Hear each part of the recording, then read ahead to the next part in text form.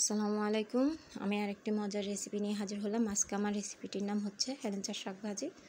তো দেখতে পাচ্ছেন আমি এখানে একটি ডেকচিতে সরিষার তেল দিয়ে দিলাম, আর সরিষার তেলের পরিমাণটা আমি একটু বাড়িয়ে দিলাম, কারণ এই শাকটা কিন্তু সরিষার তেল দিয়ে ভাজি করলে খেতে খুবই ভালো লাগে। আর সামান্য পরিমাণ সয়াবিন তেল দিলাম, দেখে বুঝতে পারতেছেন আমি কি পরিমাণ তেলটা দিয়েছি। সয়াবিন তেলটা যেহেতু তেলটা গরম হয়ে গেল, এরই মাঝে আমি রসুন দেব।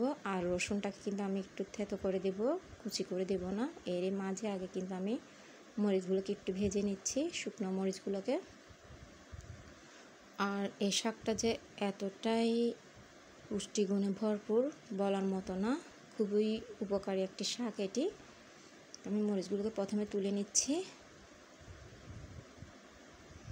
আর এই শাকটা কিন্তু আসলে গ্রামে গঞ্জে সবখানে পাওয়া যায়, কিন্তু আমাদের শহরে তো আসলে এগুলো পাওয়া যায় না।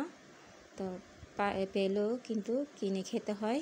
দেখতে পাচ্ছেন আমি রসুনটা দিয়ে দিচ্ছি। যেহেতু আমাদের শহরে চাষবাস নাই, তা আমাদেরকে কিনে খেতে হয়। তো এখানে আমি পেঁয়াজ কুচিটাও দিয়ে দিলাম,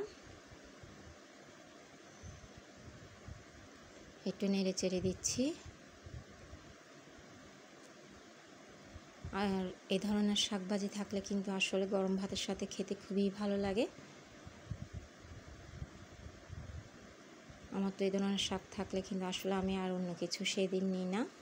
দেখতে পাচ্ছেন শাকগুলো দিয়ে দিলাম, আর এগুলোকে কিন্তু আমি আগের থেকে ভালো করে পরিষ্কার করে নিয়েছি। তো প্রথমে শাকগুলোকে একটু নেড়ে চেড়ে দিলাম বাকি শাক দেওয়ার জন্য।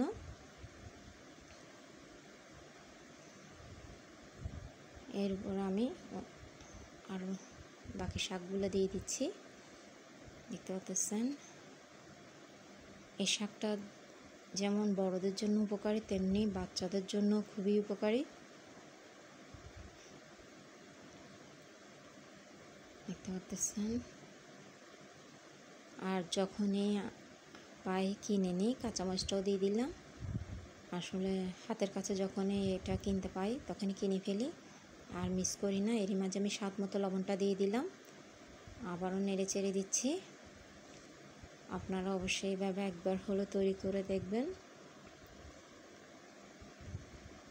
আসলে এক একজনের রান্না এক এক স্টাইলে হয়ে থাকে, তাই বললাম অবশ্যই এইভাবে একবার হলো তৈরি করে দেখবেন। তো দেখতে পাচ্ছেন মাশাআল্লাহ তৈরি হয়ে গেল আমার